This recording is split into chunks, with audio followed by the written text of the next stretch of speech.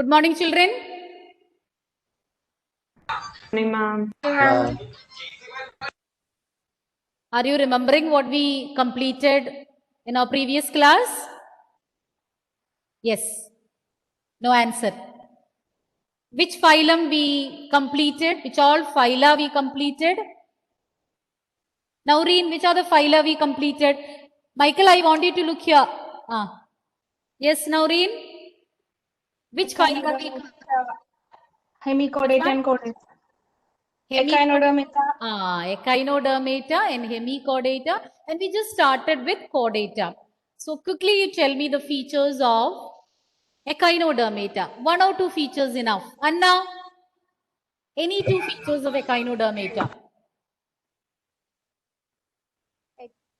Spiny skin body. Good. Spiny skin. One more point.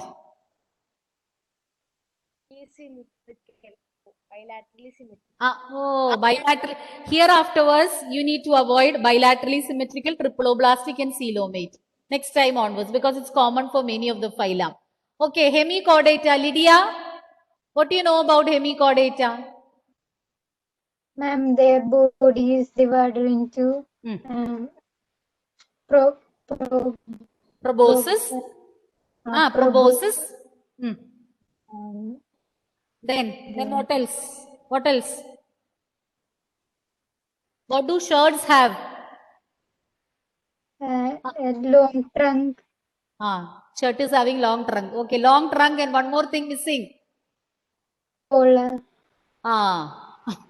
Okay, proboscis, collar and trunk. Any other point? Punya, any other point? It was earlier included in chordates but now placed in separate group. Features. Any characteristic features? They are marine. Okay, so we'll continue with chordata.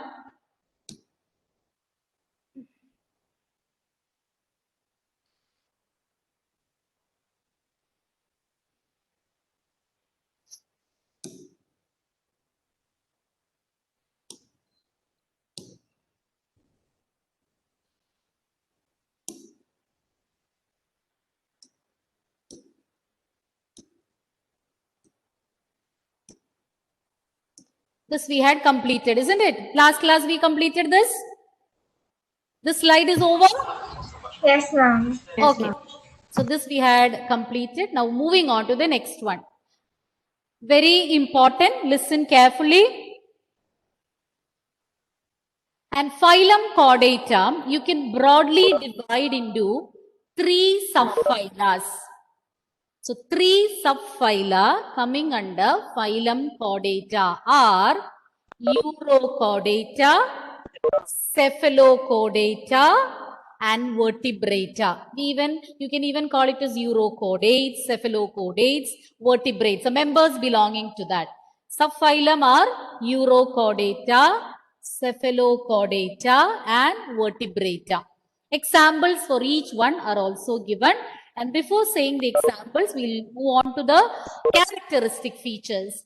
UROCHORDATA and CHORDATA together we call them as protochordata.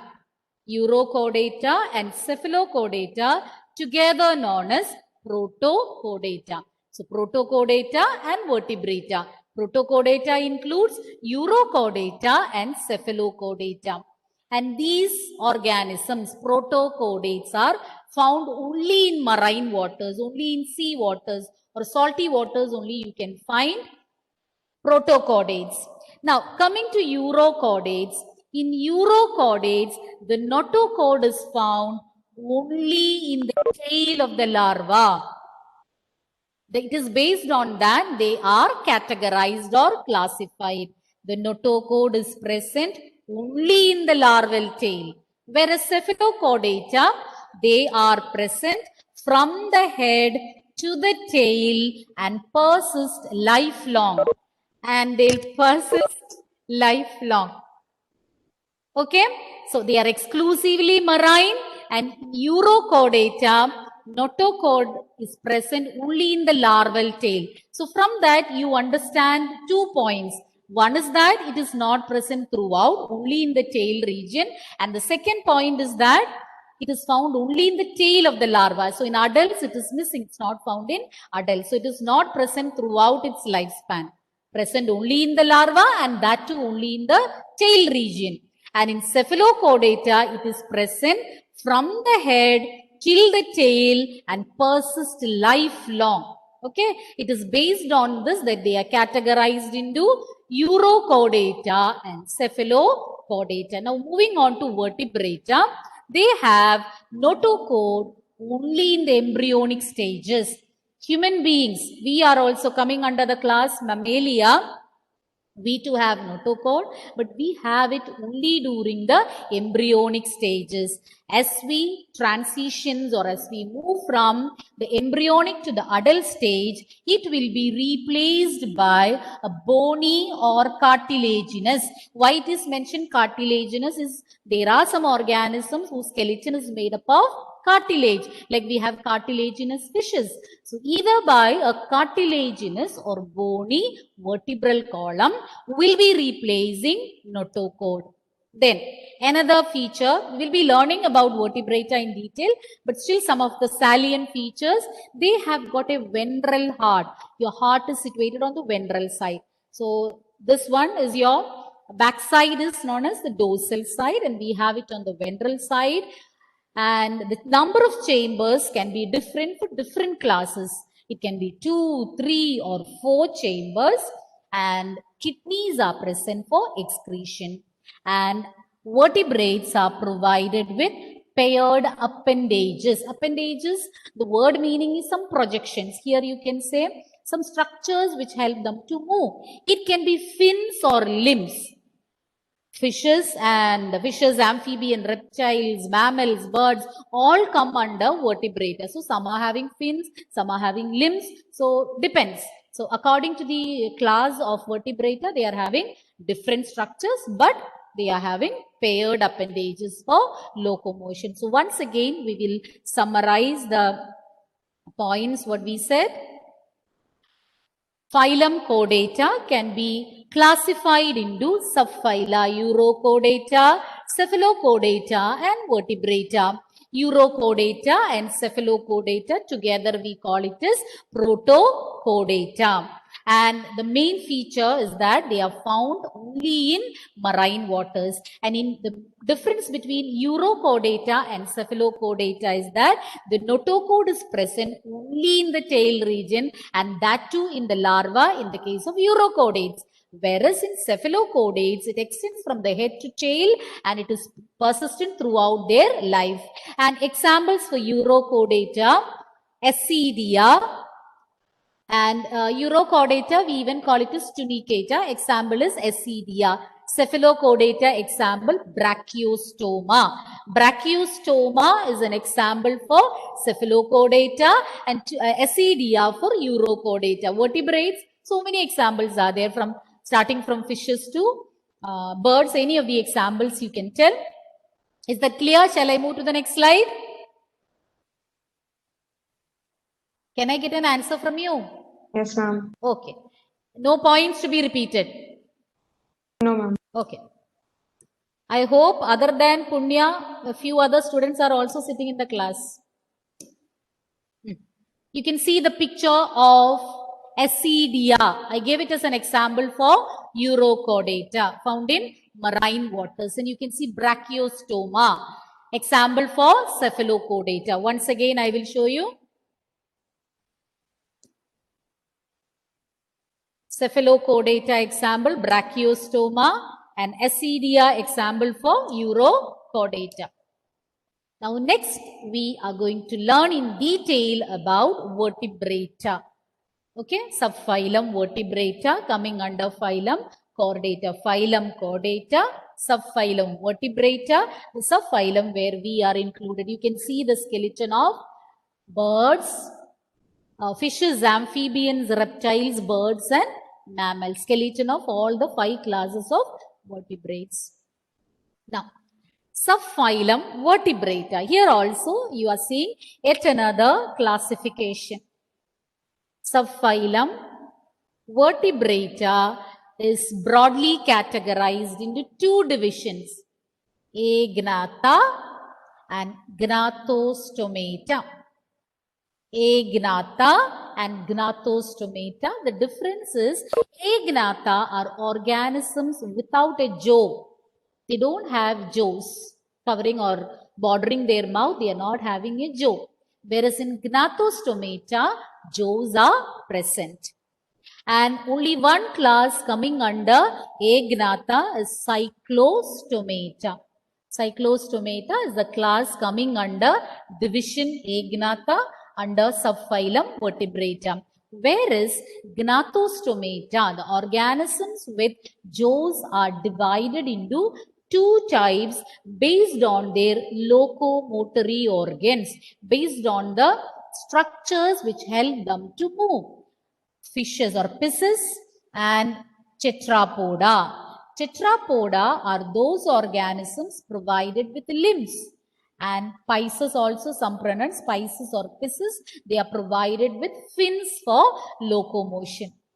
And you can classify fishes into two types depending upon the skeleton with which they are made of. If it's made up of a cartilaginous skeleton, you call it as chondrichthyes. If it is made of bone, you can call them as osteichthyes. Whereas tetrapods, you know the categorization, the classes you know, amphibia, reptilia, apes, and mammalia.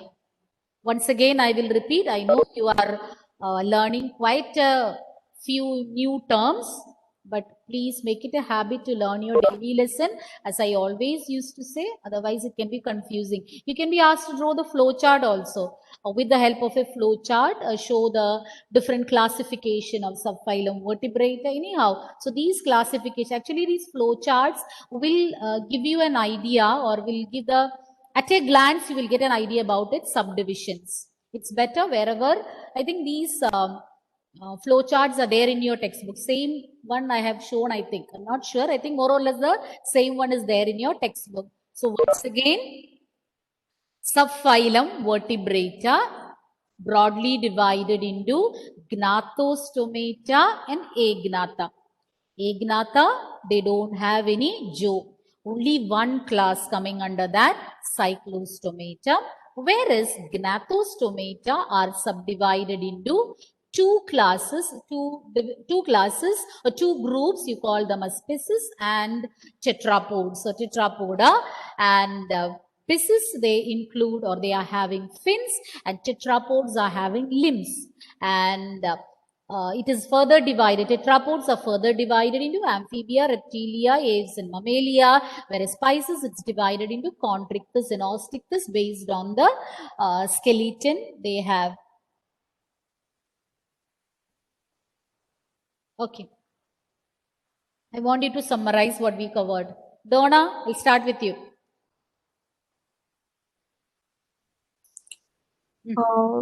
Ma'am, I couldn't hear the whole thing.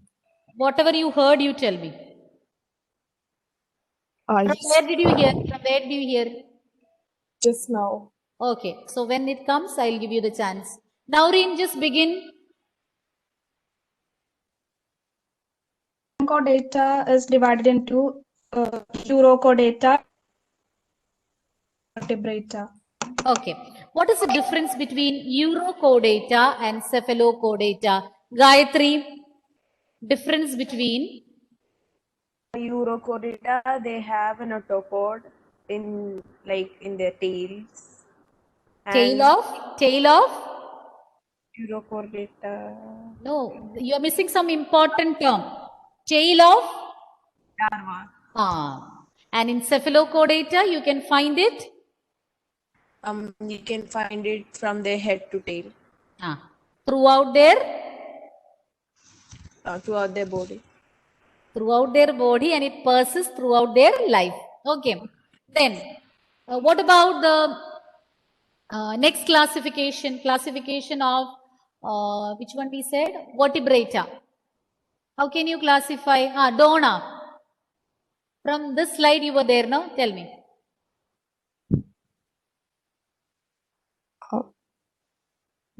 Ma'am, I just joined.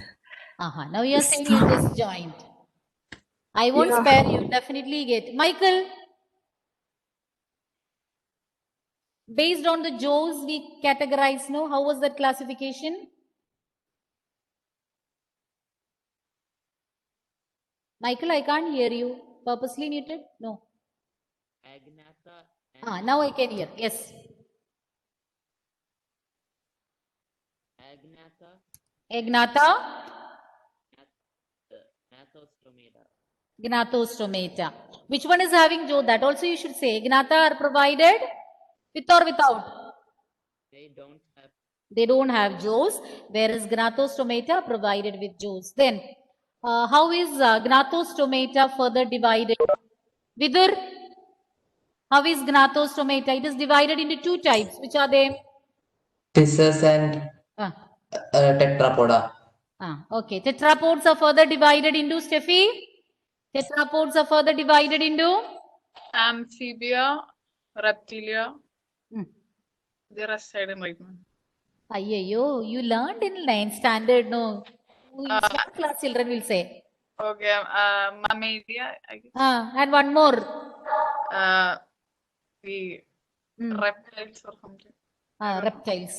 You said no already. Which are the three you said? Reptilia, amphibia, then mammalia. Something which fly, a group of organisms that fly. My God, I feel like running from here. Ma'am, I forgot. The organisms that can fly, you don't know? Birds, that I know, ma'am, but the name. What is that? You tell me what is that? Birds. So birds, how do you say it scientifically? Aves. Okay, let us continue. Don't give me heart attacks.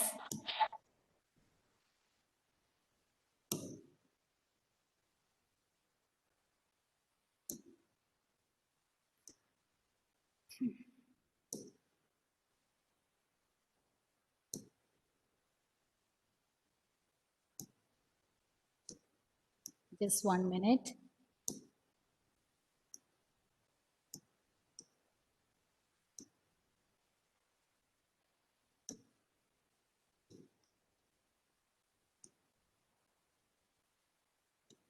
Okay, same thing with the help of a different slide. It is shown vertebrata divided into Agnatha, Gnathostomata, and Agnatha is includes a class known as which class? Vidur?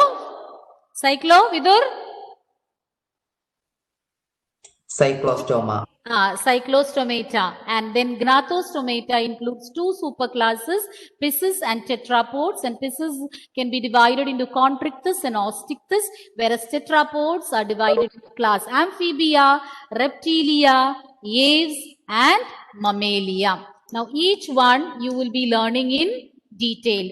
So we'll start with the first one, that is Agnatha, Jawless vertebrate, and coming under the class Cyclostomata coming under Agnatha. Subphylum Agnatha includes the class Cyclostomata. One by one, let's see the different features. All members are having circular mouth without jaws. That's the most important feature about Cyclostomata. Cyclostomates are stomata. The members are having sucking circular mouth which is circular without any jaws. And they are found in marine water, but at the time of spawning of laying eggs, they'll migrate to fresh waters. And once they spawn, so after spawning, they will die and the larva will return to the marine habitat after metamorphosis. Something unique about this particular group of organisms. So the first point is that they are provided with sucking circular mouth parts which are not having jaws. Usually their habitat is sea or marine waters, but when it is time for them to lay the eggs, they'll move to fresh waters. But once they spawn, after laying the eggs, they will die and then the young ones, young ones after hatching out from the egg, they in the larval form, when they become larva, they'll return to their marine habitat. So after completing the metamorphosis, they will move back to their native place, that is marine waters. And their mode of nutrition is parasitic. They are found living outside the body of the fishes and they take nourishment. That is what is known as ectoparasitic. Endo means inside, ecto means outside. So they get attached outside the body of the fishes and they take nourishment. And they have gill slits, 6 to 15 pairs of gill slits. It remain as slits and not developed into gills. And these gill slits will carry out respiration. And the body doesn't have any scales or paired fins. So they don't have paired fins or scales like fishes. They don't have. So they are devoid of, it's absent. Scales and paired fins are absent. Cranium and vertebral column. So they have, in the beginning I told, notochord will be replaced by cartilaginous or bony vertebral column. So here they have a cartilaginous vertebral column, and the cranium which encloses the brain, that is also cartilaginous. Examples are petromycin, lamprey. The other name is lamprey. And you have heard about petromax, no? Yes? Nobody is there? Have you heard about Petromax? Only I am here. What is One movie, no, Petromax? ma'am. One Huh? movie, no. Anybody else know other than that? Petromax? For what we use Petromax? Hello? Anybody there? Steffi? Steffi? What is a Petromax? I don't know, ma'am. It's a lamp, no? No? I don't know. Nobody have heard? Nobody. At least somebody. Only I am speaking. I am enjoying my own voice. I feel I'm sitting alone in a place where nobody's a big hall. I'm sitting alone and I'm speaking to myself. No, also you can say, nobody have heard about Petromax? Huh? Somebody please say. The lamp.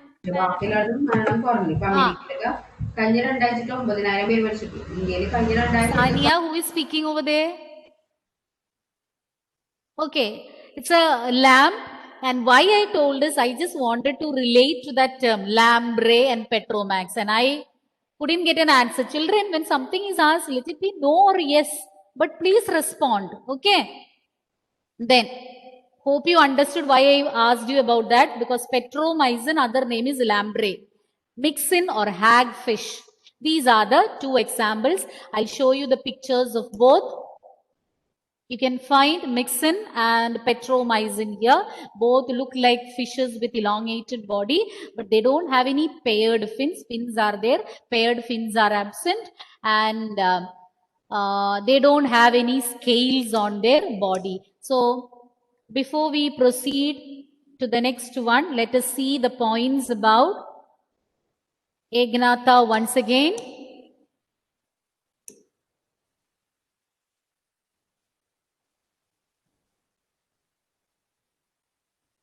What are the points we learned? What all points we learned? All the members, they are provided with circular mouth parts and no jaws, marine habitat, and when it is time to lay the eggs for breeding, for spawning, they'll move to fresh waters. And the larva, they will die, the adults will die after spawning, and the larva, after metamorphosis, they'll come back to marine waters. And they are parasitic on fishes, they get attached to the outside the body of the fishes and take nourishment. Respiration is by 6 to 15 pairs of gill slits, and the body is devoid of scales and paired fins. Cranium and vertebral column are cartilaginous, and examples are lamprey and what else, children? Mixin. Okay, one by one tell the points. Malavika, can start. They have a circular mouth without jaws. Okay. Then Nandana. Nandana Srigant. Nandana is not there. Rijas. Oh, Ma'am, her audio is not clear. She can't hear you. what about others? Yes, we can hear. Okay. Rijas, 1 point. Why Rijas is so sad and gloomy today? Huh? You didn't get a question. Maybe that. Usually I ask you questions. Yes. Tell me, Rijas. Any one point. Their habitat is marine. But something special about that habitat, we said, what is that? For spawning, where do they go? They migrate to freshwater. Okay. Then, Nandana, can you hear me now? Still you can't hear. Okay. Then, something about after spawning, I told something will happen to the adults. Donna, what will happen to the adults after spawning? The larvae, Don't read. they'll return to the marine habitat. Who will return? Larvae. What about their what After about adults want to lay eggs? Metamorphosis. Adult will carry out metamorphosis? No, Relax and then tell. they die after spawning.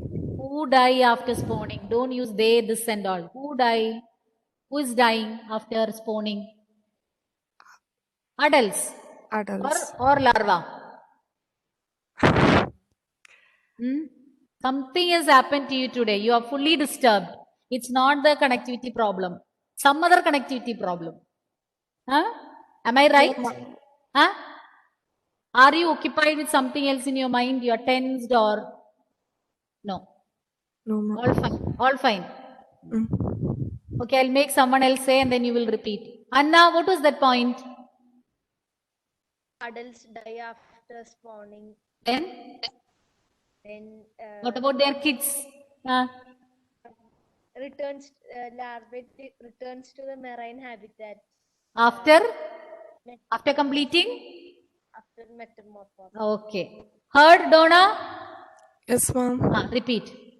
Adults die after spawning and the larvae will return to the marine habitat after metamorphosis.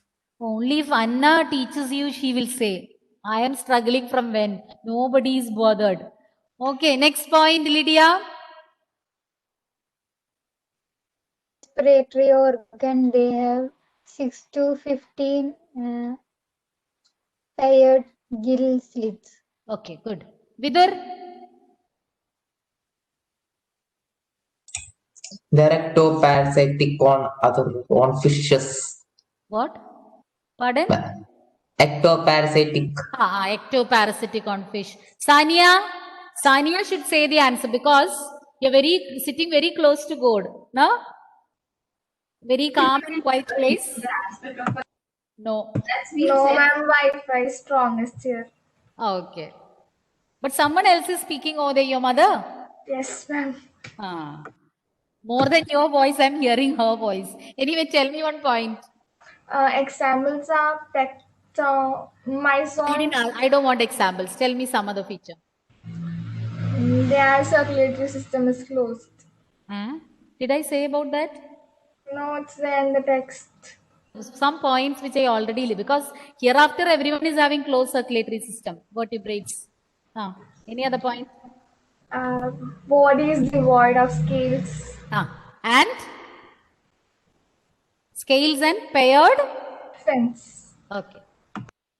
Any other point missing? We covered all? Okay.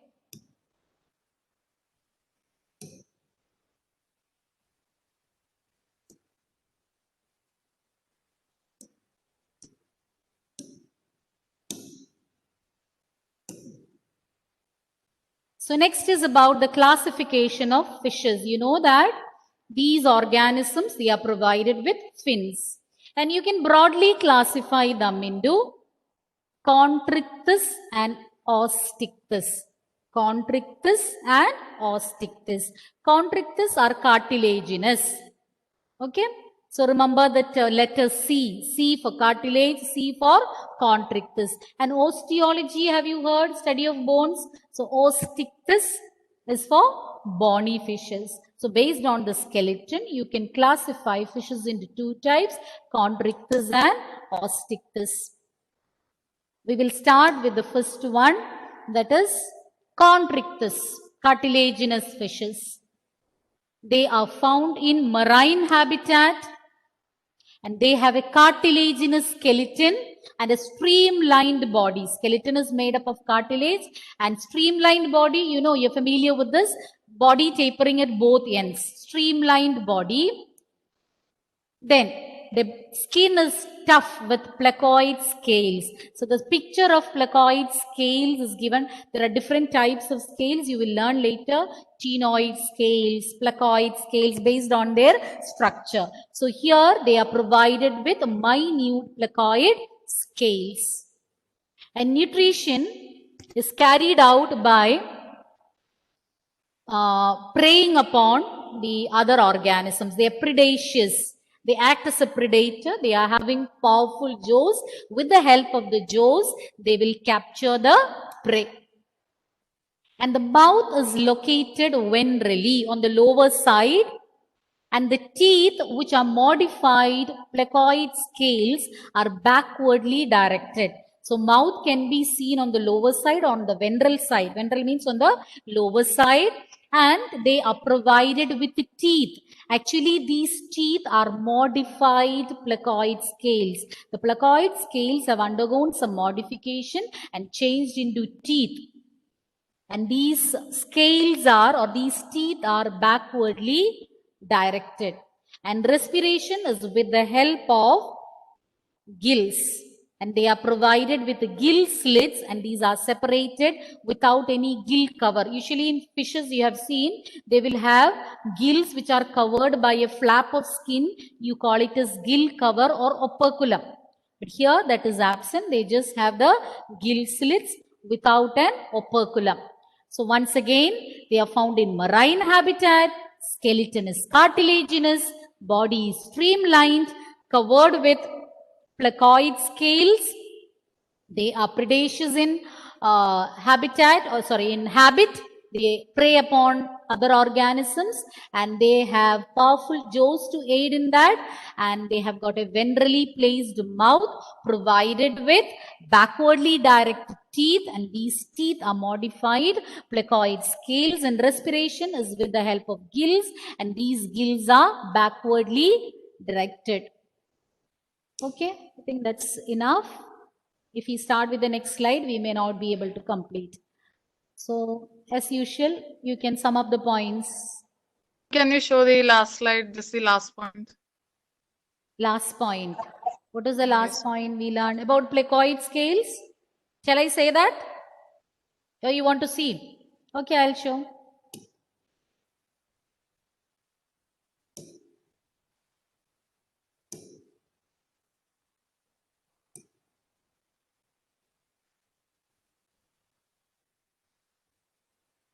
Habitat marine, cartilaginous skeleton, streamlined body, tough skin, minute placoid scales. They are predaceous in habit with powerful jaws, ventrally placed mouth, having teeth, backwardly directed teeth, and these teeth are modified placoid scales. Gills are the respiratory organs. They consist of gill slit without operculum. Okay, Steffi? Steffi?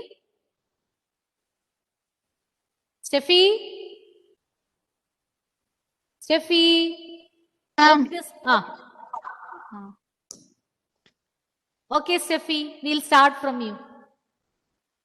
Where are you? 1 point. Members have cartilage. Where are you? Wait, where are you? Here, ma'am. I didn't see. Okay, now you say. The members have cartilaginous skeleton. Okay. And streamlined body. Very good. Evelyn?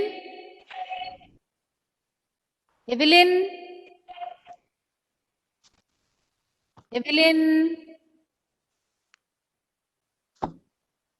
Now, Naurin.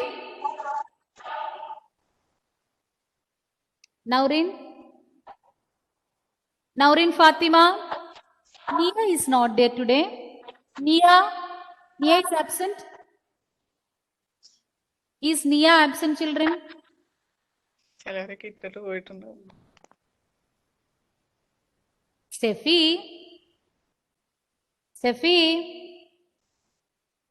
I'll see you later. Okay.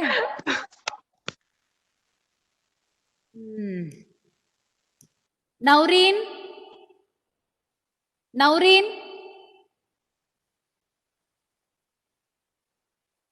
Let me see the number. Continue. Sania, another point. Their mouth is ventrally placed. Mouth is ventrally placed. Michael, another point.